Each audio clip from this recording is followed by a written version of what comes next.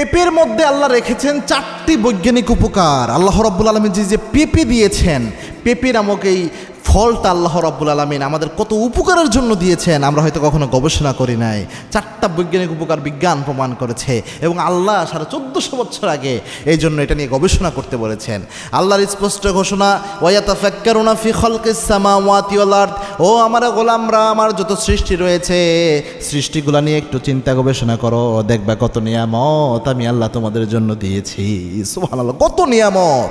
এই পেঁপের মধ্যে আল্লাহ কি নিয়ামত দিয়েছেন? 1 নাম্বার, এই পেঁপের মধ্যে আল্লাহ রাব্বুল আলামিন যে প্যাপেইন দিয়েছেন, প্যাপেইন নামক এনজাইম দিয়েছেন যা প্রোটিন ভাঙতে সাহায্য করে। এটা আপনার হজম শক্তিকে বাড়ায়া দেয় এবং শরীরের যে গ্যাস হয় এই অ্যাসিডের জন্য সবচেয়ে অ্যাসিড কমাতে গুরুত্বপূর্ণ ভূমিকা পালন করে এই পেঁপে।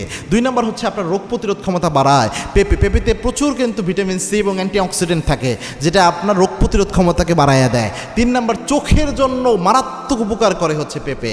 এই চোখের মধ্যে আমাদের যত যে ছোট ছোট সেলগুলো রয়েছে প্রত্যেকটা সেলকে স্ট্রং করে এবং পেঁপেতে যে ভিটামিন এ থাকে, বেটা ক্যারোটিন থাকে, চোখের দৃষ্টি ভালো রাখতে এটা সহযোগিতা করে।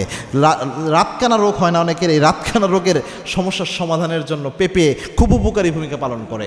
4 নাম্বার, যেটা গুরুত্বপূর্ণ বর্তমান অনেকের হচ্ছে এই হার্টের যে সমস্যাগুলো হয়, পেঁপেতে থাকা ফাইবার, পটাশিয়াম, অ্যান্টিঅক্সিডেন্ট আপনার হার্টের জন্য অনেক ভালো এবং কোলেস্টেরল কমাতে সবচেয়ে গুরুত্বপূর্ণ ভূমিকা পালন করে এই পেঁপে এবং হার্টকে সুস্থ করে সক্রিয় করতে গুরুত্বপূর্ণ ভূমিকা পালন করে। সুবহানাল্লাহি বিহামদি।